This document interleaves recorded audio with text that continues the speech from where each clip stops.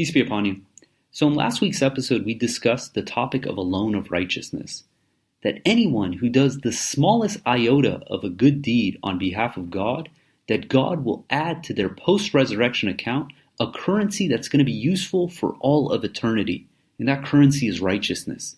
It's something that is beyond this world. When you die, all the dollars you accumulate will go to nothing. But righteousness is something that's going to serve us in this world and in the hereafter. And anyone who earns righteousness, you can think that God is going to add manifold on top of that. It's going to be so much currency that literally, if you compare Warren Buffett to the poorest individual in this world, that is going to be a gross exaggeration between someone who makes it into heaven and the people who fall into hell. And one of the points I wanted to emphasize is this aspect of just simply being kind to one another, being nice to one another. And it seems like something so trivial, so overlooked. You know, a child knows, okay, I'm supposed to be kind, I'm supposed to be caring. But how many of us really take it to heart? What does it mean to be kind? And how many of us are going out of our way to try to be kind? And it's something I guarantee, as kind as you think you are, as kind as I think I might be, there's so much more we could be doing, because each act of kindness we do on behalf of God grows and develops our soul and adds so much credit to our post-resurrection account in a currency that God is guaranteeing will be the best investment in anyone's life. No other investment can hold up to this, and it's guaranteed by God, the creator of the universe. And a lot of us, we mistake kindness with just being fair and equitable. And these aren't the same. You can think of being fair, being just, being equitable as the bare minimum to be righteous. Kindness is one step above that. In 5:8 it reads, "O you who believe, you shall be absolutely equitable and observe God when you serve as witnesses. Do not be provoked by your conflicts with some people into committing injustice. You shall be absolutely equitable, for it is more righteous. You shall observe God. God is fully cognizant of everything you do." Being equitable, not bearing false witness, giving an honest testimony is the bare minimum. One step above that is actually pardoning people. Letting people have a pass. Yes, someone has wronged you. You let it go. And by doing that, that is an act of kindness. In 41:33 it reads, "Who can utter better words than one who invites to God, works righteousness, and says, I am one of the submitters?" Not equal is the good response and the bad response. You shall resort to the nicest possible response. Thus, the one who used to be your enemy may become your best friend. None can attain this except those who steadfastly persevere. None can attain this except those who are extremely fortunate. Now, we have every right to stand up for our rights. We have God is saying those who stand up for their rights, that they are not committing any sin by doing so. But if we resort to forgiveness, and even better, if we resort to the nicest possible response, God is saying that that is what it takes to be kind. That is what it takes to be a true submitter. In 42:37, we read the traits of the believer. It says, they avoid gross sins and vice, and when angered, they forgive. They respond to their Lord by observing the contact per salat. Their affairs are decided after due consultation among themselves, and from our provisions to them, they give to charity. When gross injustice befalls them, they stand up for their rights. Although the just recordal for an injustice is an equivalent retribution, those who pardon and maintain righteousness are rewarded by God. He does not love the unjust. Certainly, those who stand up for their rights when injustice befalls them are not committing any error. The wrong ones are those who treat the people unjustly and resort to aggression without provocation. These have incurred a painful retribution. Resorting to patience and forgiveness reflects a true strength of character. As submitters, we have to always be striving to do better, to do more, to be more kind, to raise the bar, to be a good example. And God is telling us that the bare minimum is to be equitable, to be just.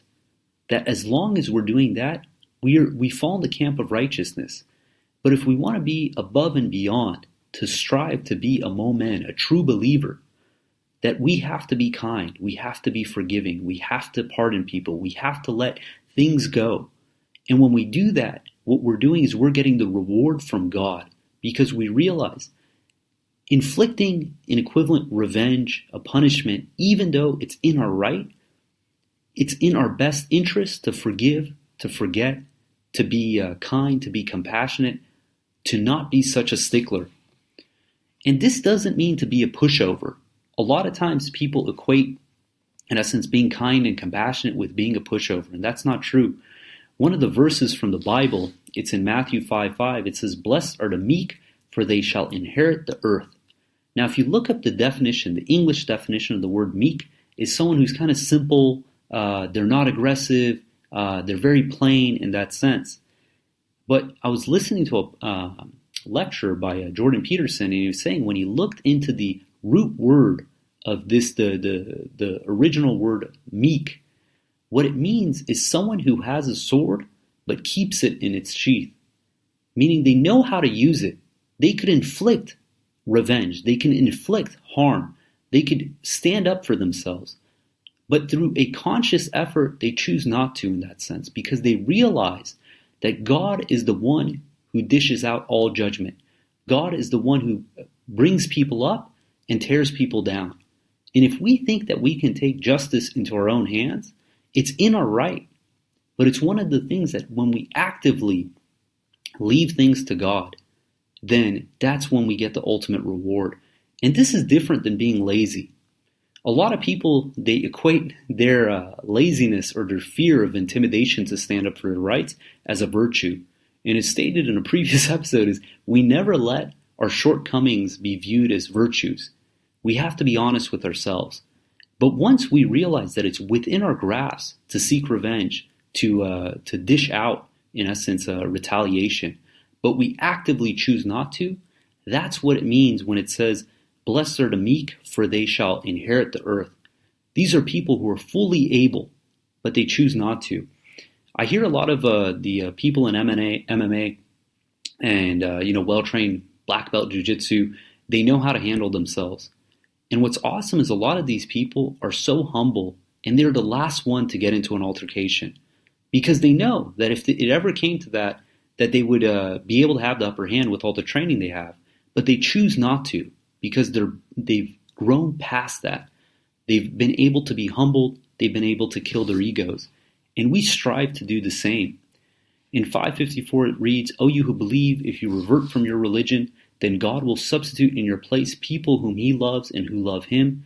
They will be kind with the believers, stern with the disbelievers, and will strive in the cause of God without fear of any blame. Such is God's blessing, he bestows it upon whomever he wills. God is bounteous, omniscient." 52:25, it reads, "They will meet each other in remnants among themselves. They will say, we used to be kind and humble among our people. God has blessed us and has spared us the agony of ill winds. We used to implore him. He is most kind, most merciful." So these are not people who are pushovers. These are not people who are just intimidated to stand up for their rights. These are people, a true submitter, someone who strives, is someone who knows that if they wanted to, they could be a real terror, but they choose not to, because they leave things to God. They're patient, they're tolerant, they pardon the people, they let things go, because they realize that God is the one who's in full control. And an example of this is from a World War II history.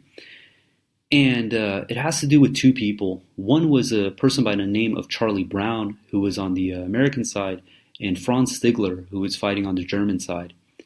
And Charlie Brown was an Air Force pilot, and he was flying a B-17 on his first mission over German airspace. And he was warned, he said, look, the likeliness of coming back is very low. And he went into fierce terrain, and he was severely, him and his crew were shot up to the point that the B-17 was barely staying airborne. And he was flying away, trying to get back into safe airspace. And one of the German fighter pilots sees this B-17 barely staying up in the air and flies up, and he sees that the entire plane is shattered. The engines are knocked out, the nose of the plane is missing, and then he sees all the blood and the injured soldiers on board. And he makes eye contact with Charlie Brown, and Charlie Brown thinks, this is it. His life is over. And something miraculous happens. Franz Stigler, he goes and he hovers underneath the plane and he escorts it outside of German airspace, thinking that if he shot this plane down, he wouldn't be able to live with himself. And Charlie Brown doesn't know what happened, and he takes off, and miraculously they travel 250 miles or so, and they're able to safely land. And for 40 years, neither party knew what happened to the other. And it's kind of interesting. Charlie Brown, when he told his supervisor, at first they said, oh, this is amazing. We should tell people this. And they brought it up command, and command said, no, don't tell this to anyone. And there was a reason. They didn't want to humanize the enemy. They wanted to keep the Germans as dehumanized as they can. And Franz Stigler, when he went back, he knew that if anyone found out what he did, that he would be shot for treason.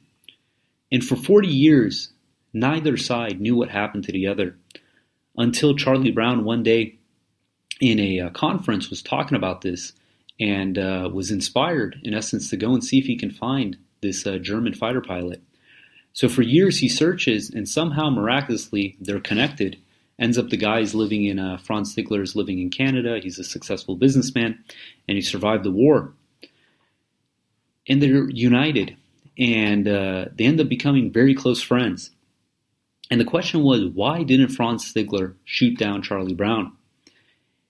And he said years before the World War II started, he was in a mission in Africa. And his commanding officer asked him, said, hey, if you shoot down a plane and you see someone parachute out, what do you do? And he hesitated. He didn't know how to answer. And his commanding officer said, I'll tell you this.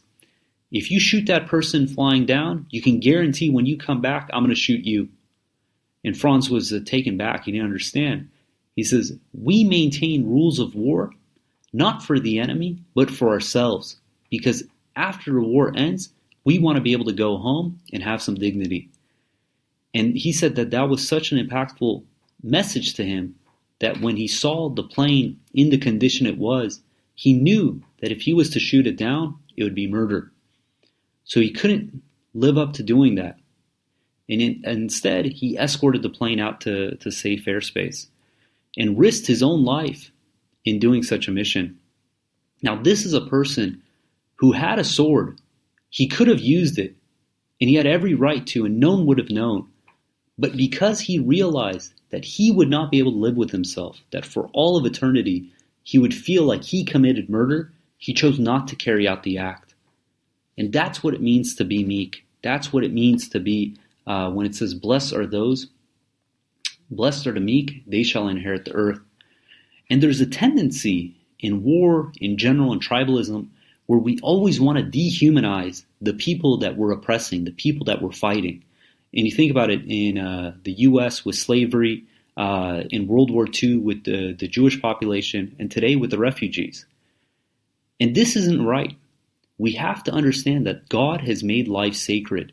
And when we're treating other people unfairly, unjustly, and not being kind, we're doing a disservice to our own souls. In 49:13, it reads, the only criteria for distinguishing among the people, it says, O people, we created you from the same male and female and rendered you distinct peoples and tribes that you may recognize one another. The best among you in the sight of God is the most righteous. God is omniscient, cognizant. In 5:48, it reads, when we reveal to you this scripture truthfully, confirming previous scriptures and superseding them, you shall rule among them in accordance with God's revelations, and do not follow their wishes if they differ from the truth that has came to you. For each of you we have decreed laws and different rights. Had God willed, he could have made you one congregation. But he thus puts you to the test through the revelations he has given each of you. You shall compete in righteousness to God as your final destiny, all of you. Then he will inform you of everything you had disputed.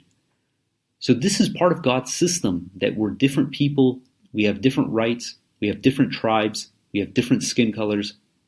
And the question is, how do we treat each other based on these differences? In 1753, it says, treat each other amicably. It says, tell my servants to treat each other in the best possible manner, For the devil will always try to drive a wedge among the people. Surely the devil is man's most ardent enemy. It's the devil that makes us focus on those differences, to dehumanize others.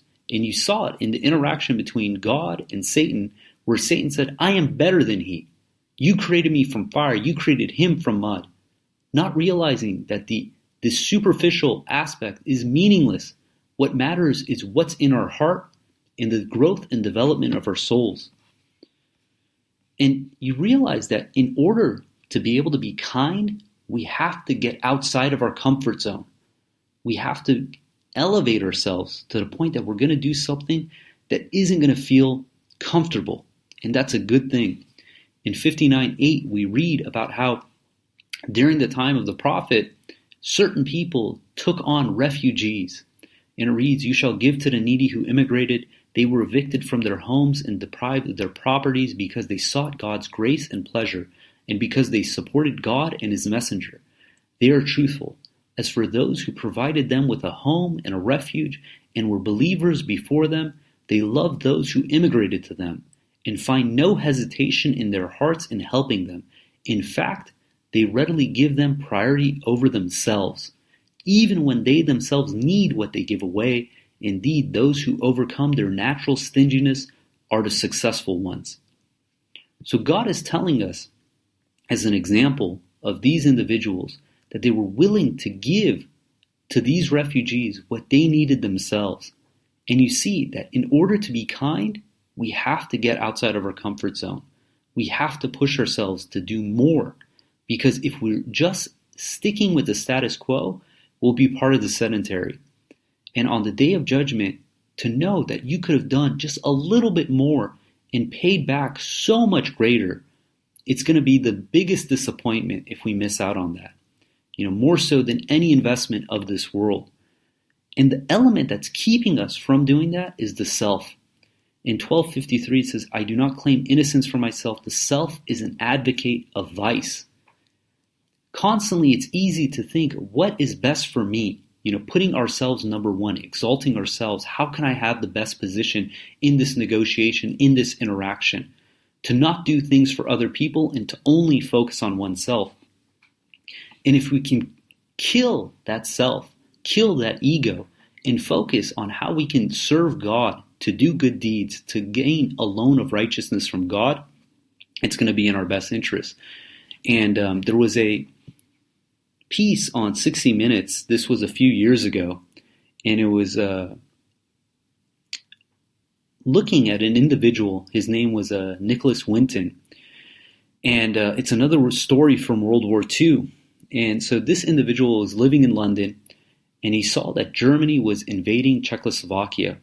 And he was concerned. He had no ties there, but he was concerned about the family and the children, the innocent civilians that were there, and what could potentially happen to him. So he took a 2-week break from his work, and he traveled to Prague. He stayed in a hotel. And what he was doing is trying to figure out how to get these children to safety. So he started forming documents, sending out letters to people in England, asking if they will host and adopt children from Prague.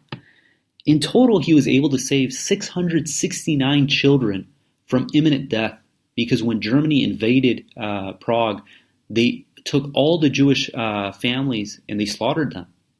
Mass genocide. But this individual took his time, took his effort, and he had no particular skill set for this. He just saw an opportunity, in essence, to do something of righteousness, and he went and he was able to change the lives of tens of thousands of people, because those 669 people, they all had families, they all had children, and the amount of impact that they had is beyond our grasp. And what's even more strange is that this individual, Nicholas Winton, for 50 years barely told a soul about what he did. The people that he saved had no clue that he was the one who was able to allow them to live. The families that gave their children didn't know that this was one man behind this operation. He had no task force, no special skills, nothing. All he had was this hope to be able to make a change, to do something righteous. God willing, I'm going to link to the episode after the podcast and you guys can listen to it. It's absolutely amazing. But here's a person who's done such a selfless act to be able to carry out such kindness. And inshallah, God rewards him both in this world and in the hereafter. And we see this, that those who are going out for the least able are the ones who we can call probably the most kind. And in a previous podcast, we discussed the story of Sindhutai Sabkal. And highly recommend, if you get a chance, you can look her up. An amazing story about how she dedicated her life to helping orphans, people who were even worse off than she was. And at the time, she was a divorced, single mother with nothing, living in the slums of India. And we see several examples of people who went out on a limb to help out a child. One is in the example of the governor who bought Joseph from slavery. And in 1221 it says, "The one who bought him in Egypt said to his wife, 'Take good care of him. Maybe he can help us, or maybe we can adopt him.'" And you can tell from the interaction, they did not treat Joseph like a slave. Even though they bought him, they treated him like a member of the family until, the governor's wife tried to seduce him. In another example, we see the example of Pharaoh's wife, who saw Moses in a basket in a stream and asked Pharaoh, "Please do not kill him." And not just to spare his life. It says, "This is a joyous find for me and you. Do not kill him, for he may be of some benefit for us, or we may adopt him to be our son." They had no idea. Now you think of this, that they were willing to take him on as a child, as a son, both the governor with Joseph and Pharaoh's wife. And that is not a trivial responsibility, to be responsible for a child, to be able to care for them, take care of them, watch over them, protect them. This is a major responsibility. And one of the most selfless acts of kindness comes from being a parent. Now, obviously, not everyone's going to be a great parent, but the aspect that if someone is willing to bring someone in this life and be able to make their priorities for their child greater than their own, it's teaching us what it means to be kind. And God is emphasizing this in the Quran. In 17:22 it says, "You shall not set up any other God beside God, lest you end up despised and disgraced. Your Lord that has decreed that you shall not worship except him, and your parents shall be honored. As long as one or both of them live, you shall not say to them, 'Oof,' the slightest gesture of annoyance, nor shall you shout at them. You shall treat them amicably, and lower for them the wings of humility and kindness.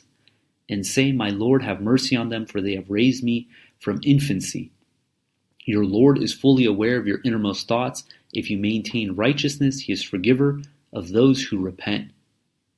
And this is a huge responsibility. It's for us as children, because everyone has a mother, has a father when we came into this world. And to be conscientious of the sacrifice they gave to bring us into this life. And again, a lot of the parents are going to be dysfunctional. But the reality is they still are the responsible agents bringing us into this life. And we always have to have kindness and compassion in our heart towards them. Even if they're not the best of parents. But most of us, I'm sure many of us, had amazing interactions with our parents and can think of numerous things that they've done, sacrifices they've given to bring us up to the best that they could.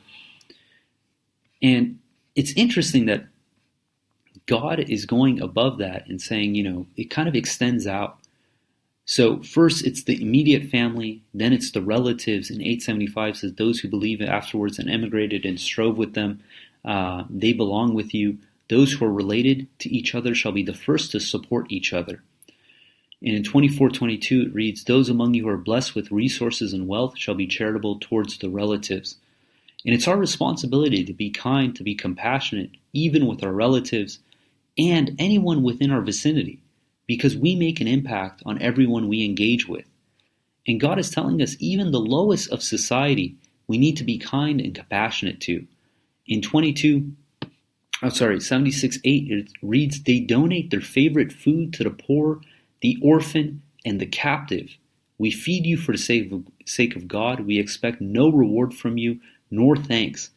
Now, how awesome is this that God is telling us to give our favorite food to the captive?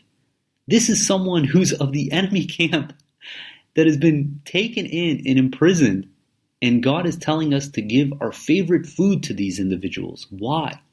I believe the reason is because most of the people who are fighting us do not do so because of material aspects. They fight us because of ideology. And when someone is kind and compassionate and offering their favorite food to you, it's really hard to have resentment towards that individual. And you see that there was a case study. It was looking at during the Patriot Act when they were doing the enhanced interrogation, the waterboarding and torturing of individuals, that what ended up getting the best results was kindness and compassion, literally giving people milk and cookies, Quran. This is what was able to turn individuals that they detained. And it wasn't the harsh interrogation. And we see other examples. One of the most clear examples of being kind is through Abraham. God describes him in 9:113. It says, Abraham was extremely kind and clement.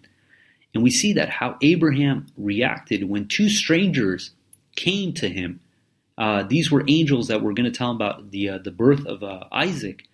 But what he did before he knew any of that was he went and roasted a fat calf. Now this is a huge investment that he gave to strangers he didn't even know. And you think that what kind of a person is willing to do that? It's someone who's extremely kind. Now compare that to the Sodom and Gomorrah. When the same angels went to go visit Lot, what was their response? Now keep in mind, a traveling alien, someone who's in a foreign land, is pretty low on the totem pole of status.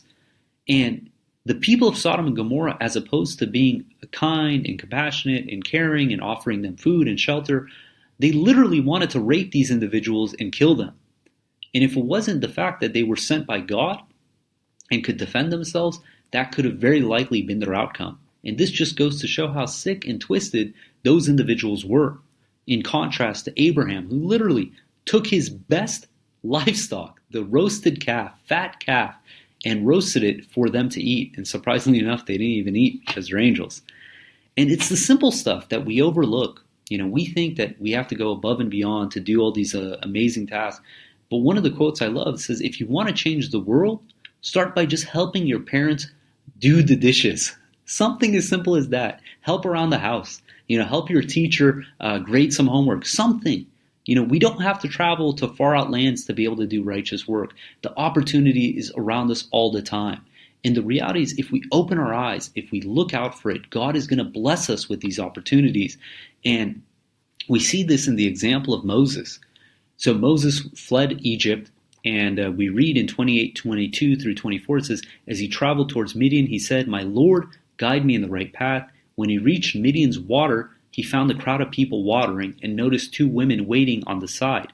He said, what is it that you need? They said, we are not able to water until the crowd disperses, and our father is an old man. He watered for them, then turned to the shade, saying, my Lord, whatever provision you send to me, I am in dire need of it. Soon one of the two women approached him shyly and said, my father invites you to pay you for watering for us. When he met him, he told him his story. He said, have no fear, you have been saved from the oppressive people. Now, how awesome is this? Moses was in dire need, but was willing to cater to the needs of someone else, knowing that God would reward him. And sure enough, he did.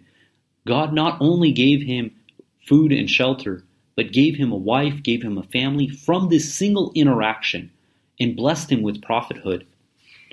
And we do these things, again, not because we're looking for the gratitude of other people. We do this strictly for the sake of God. Just like it reads in 76:9 says, we feed you for the sake of God. We expect no reward from you, nor thanks.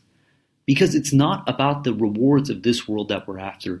We're after the rewards in the hereafter. By taking a loan of righteousness, by doing good deeds on behalf of God, for the sake of God, then we get rewarded by something that's far exceed anything of this world into our post-resurrection account.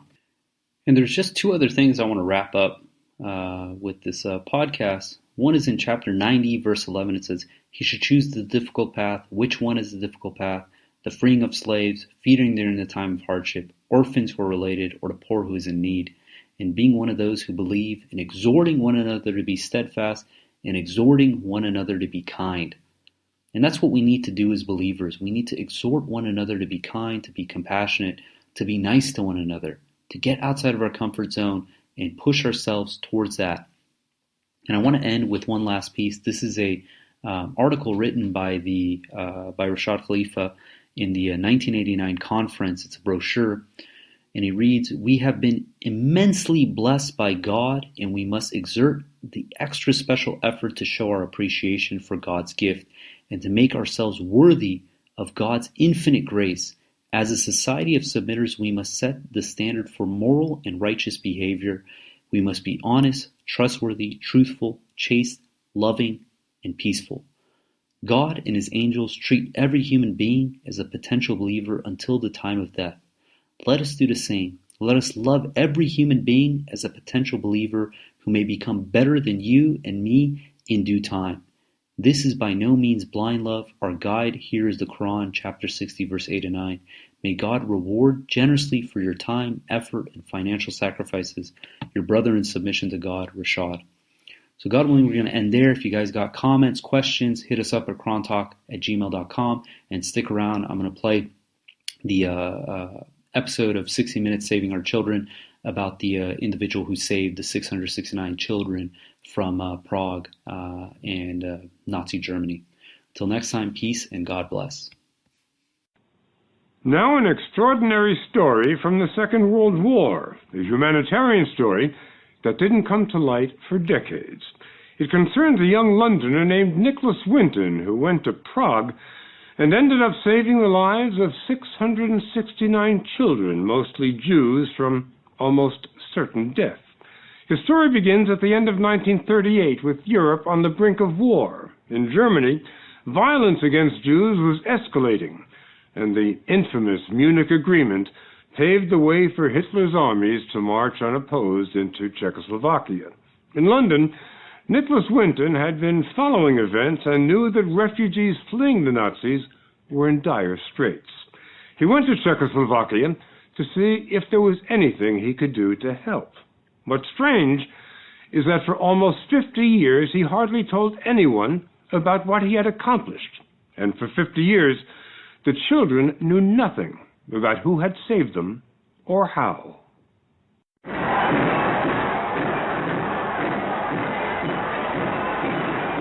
We begin on October 1st, 1938. Nazi troops marched into the Sudetenland, the German-speaking region of Czechoslovakia. Prague, the Czech capital, was flooded with desperate people trying to escape. A fortunate few were able to send their children abroad. These parents, mostly Czech Jews, sensed war was coming and wanted to get their children out. By chance, a cameraman filmed a man holding a boy, a 29-year-old Londoner. His name, Nicholas Winton. All I knew was that the people that I met couldn't get out, and they were looking of ways of at least getting their children out. Nicholas Winton is one of the few people who can bear witness to those days because he's 104 years old. He told us he went to Prague to see if he might be able to save some people. But what made you think you could do it? I work on the motto that if something's not impossible, there must be a way of doing it. Back in London, Winton was a successful stockbroker living the good life with a passion for sports. But he was deeply concerned about news reports from Czechoslovakia of German persecution. I went out into the camps where the people who had been displaced were put, and it was winter and it was cold. Emigration wasn't an option. The world's doors were closed to the refugees. Conditions in the camps were brutal for the 150,000 people trapped there, especially for the children, and no one focused on them until Nicholas Winton. But what did he do? We went to Jerusalem, to Yad Vashem, Israel's memorial to the victims of the Holocaust, and asked Dr. David Silberklang, a senior historian there. And Winton went, set up shop in a hotel in the center of the old city in Prague, and began looking into how can I organize getting some of these refugees, particularly the children, out of here. What kind of experience did he have to qualify him for this immense bureaucratic task? None. Winton set up a small organization with one aim: to get as many kids out as fast as possible. People started coming to him in increasing numbers. He didn't have time in the day to meet them all. He'd work till 2 in the morning, get up early in the morning to meet the next people. As more and more were coming, saying, take my child, take my child. By the time he returned to London, he had a list of hundreds of children and set out to convince British authorities to take him seriously. He did it by taking stationery from an established refugee organization, adding children's section, and making himself chairman. So that eventually they had to adopt me. So in fact, you managed to do what you did through a little deception, a little smoke and mirrors. Yes, to a certain extent, yes. It required quite a bit of ingenuity. No, it just required a printing press to get the notepaper printed. The children's section operated from a tiny office in central London. Winton's mother was in charge. The staff were all volunteers. During the day, Winton worked as a stockbroker. Evenings, he wrestled with the British bureaucracy. Did you approach any other countries to take some of the children? The Americans. But the Americans wouldn't take any, which was a pity. We could have got a lot more out. Winton had written President Roosevelt asking the U.S. to take in more children. A minor official at the U.S. Embassy in London wrote back the U.S. was unable to help. Britain agreed to accept the children, but only if Winton found families willing to take them in, so he circulated the children's pictures to advertise them. But even after a family chose a child, British authorities were slow in issuing travel documents, so Winton started having them forged. He also spread some money around. Took a bit of blackmail on my part. You were indulging in blackmail and forgery to get the children out. I've never heard it put like that before. But you seem to be enjoying it. It worked, that's the main thing. The first 20 children left Prague on March 14, 1939. The next day, German troops occupied Prague and the rest of Czechoslovakia. Hitler rode through the streets triumphant. Hugo Meisel was 10 years old. Do you remember the Germans coming into Czechoslovakia? Not only do I remember, I personally saw Hitler standing up in the car, and the children were expected to say Heil Hitler and so forth. I remember as if yesterday. It wasn't long before violence against Jews, property confiscations, and forced labor that began in the Sudetenland spread throughout Czechoslovakia. But the Nazis allowed Winton's trains to leave, in keeping with their policy to cleanse Europe of Jews. Hugo Meisel's parents decided it was time to put him and his brother on one of the trains. I remember that they told us that we were going to England, maybe 2 or 3 months. It would be a holiday for us, and that they would join us very shortly thereafter. And you believed them? Absolutely. Were your parents emotional when they said goodbye to you? No, I've asked myself that question many times, how my parents had the strength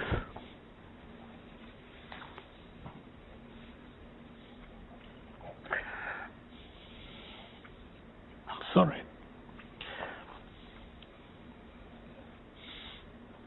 It never occurred to me that what they were saying to us was not true. In other words, that they realized that they would not be joining us within a short period of time. Over the spring and summer of 1939, 7 trains carried over 600 children through the heart of Nazi Germany to Holland, where they took a ferry to the English coast. From there, they caught a train to London. An 8th train, carrying 250 more, was scheduled to leave Prague on September 1st. But that's the day the war began. They were all at the station, even on the train waiting to go, and war was declared, so the train never left. Never heard really what happened to all those children. But there's reason to suspect that not many of them survived. I think that's true, yes. 2 years after that last train, the Nazis began implementing the final solution, their plan to slaughter all the Jews of Europe. Czech Jews were rounded up and shipped to Theresienstadt, an old military garrison town about an hour north of Prague, their first stop on the road to annihilation. These tracks were the exit from Theresienstadt, the only exit. The tracks led east. The trains were called Polish transports. Destination, Auschwitz. Some 90,000 people took that one-way ride. Among them, almost all the children, so Nicholas wasn't able to get out in time. Their parents, and the parents of the children, already in England. After the war, you went back to Czechoslovakia. Was there one instant where you accepted the fact that your parents were dead? For 3 years, we used to visit when trains came from Siberia, especially when the communists moved in 1948. A lot of people started coming back from Siberia. So I would go to a station hoping, and when films were being shown of people walking in concentration camps, Auschwitz and so forth. There's so many shots being taken by the Germans and so forth.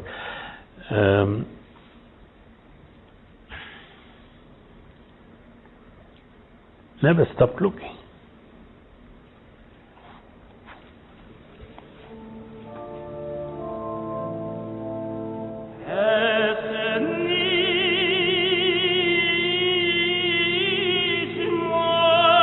The name of every Czech Jew murdered in the Holocaust is painted on the walls of Prague's Pinkas Synagogue. Over 77,300 names, including Arnoshka and Pavel Meisel, Hugo's parents.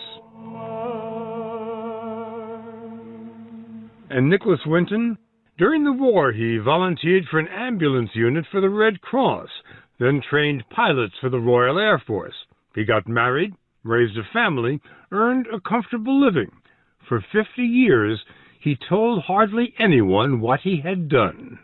A question which I know intrigues everyone who hears your story is, why did you keep it secret for so long? I didn't really keep it secret, I just didn't talk about it.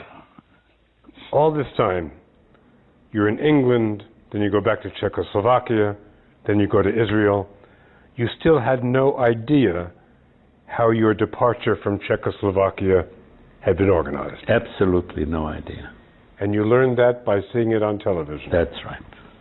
In 1988, the BBC learned about Winton's story and invited him to be part of a program. He had no idea that the people sitting around him were people he had saved. Can I ask, is there anyone in our audience tonight who owes their life to Nicholas Winton? If so, could you stand up, please? Mr. Winton, would you like to turn round?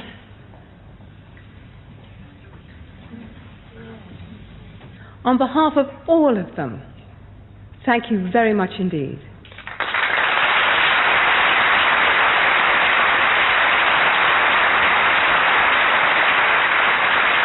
I suppose it was the most emotional moment of my life, suddenly being confronted with all these children who weren't by any means children anymore. No, they weren't, and for the first time they looked at you and knew that you were the reason that they were alive. Yeah.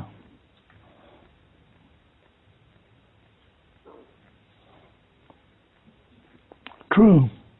I wore this around my neck, and this is the actual path that we were given to come to England, and I'm another of the children that you face. Lady Milena Grenfell Baines describes Winton as one of the most modest people she's ever met. Why do you think he didn't say anything for 50 years?